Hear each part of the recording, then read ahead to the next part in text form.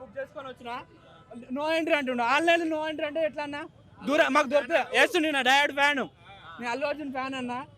2 గంటలు అవుతున్నాడు నిలబడి, లేదని అంటుండు. వచ్చినా కానీ స్టార్టింగ్ 5 గంటలకు వచ్చిన, 4:30కి వచ్చిన. వాళ్ళు పోలీసు వాళ్ళు ఎట్లా పడితే అట్లా కొడతారు. సరేలే అని లైట్ తీసుకున్నాం. సరే ఎంట్రీ ఎడన్నా పెడతారా? ఏం చెప్పారు అంటే కొంచెం నీట్గా చేసి మా ఆన్లైన్లో పెట్టకుండా ఉంటే అయిపోద్ది కదా.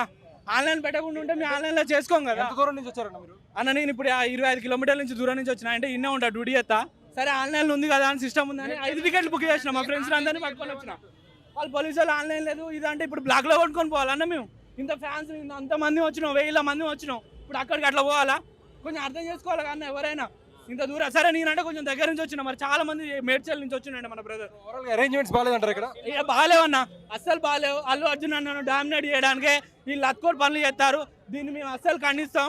ఇది మాకు వద్దు, ఇట్లా వద్దు, నీట్గా చేయండి. మా అల్లు అర్జున్ అన్న 1000 కోట్లు ఆల్రెడీ అయిపోయింది, నో డౌట్. 1 వీక్లో 1500 కోట్లు పక్కా.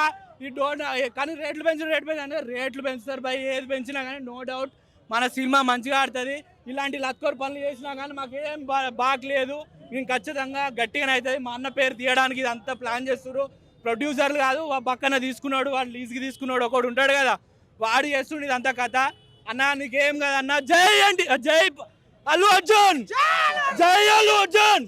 ఇది ఆర్మీ ఆపేటాడు ఎవ్వరు లేడు అన్న. ఫ్యాన్స్ తరపున మీ ఆర్మీ అనుకుంటాను అన్న, తప్పేం కాదు. ఆర్మీ అనుకోవడానికి తప్పలేదు. ఆర్మీ అంటే ఇండియాని కాపాడే మేము మా అల్లు అర్జున్ కాపాడుకుంటాం.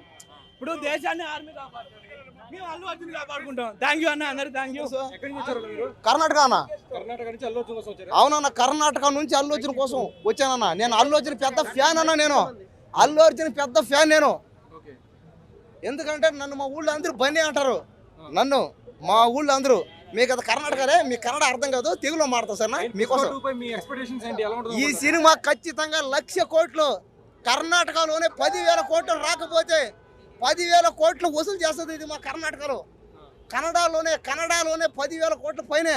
ఇంకా ప్రపంచం మొత్తం వరల్డ్ 1,00,000 కోట్లు కన్ఫర్మ్ ఈ సినిమా. చూడండి పుష్ప, అరే ఆలోచన ఏదో డే 1.